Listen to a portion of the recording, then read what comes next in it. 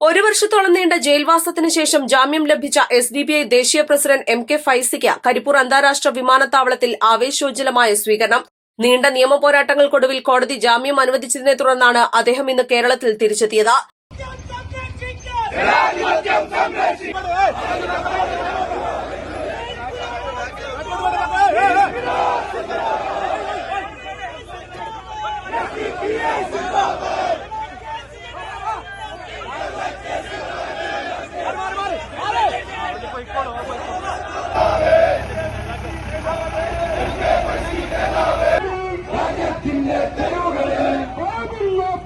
കഴിഞ്ഞ ദിവസം വൈകുന്നേരം 3 മണിയോടെ ഡൽഹിയിൽ നിന്നുള്ള ഇൻഡിഗോ വിമാനത്തിലാണ് MK ഫൈസി കരിപ്പൂരിലിറങ്ങിയത്. ദേശീയ general secretary P. Abdul Majeed Faizy, സംസ്ഥാന പ്രസിഡന്റ് CPL ലത്തീഫ്, ദേശീയ പ്രവർത്തക സമിതി അംഗങ്ങളായ മൂവാറ്റുപുഴ അഷ്റഫ് മൗലവി, അജ്മൽ ഇസ്മായിൽ, NK റഷീദ് ഉമരി എന്നിവർ അനുഗമിച്ചു.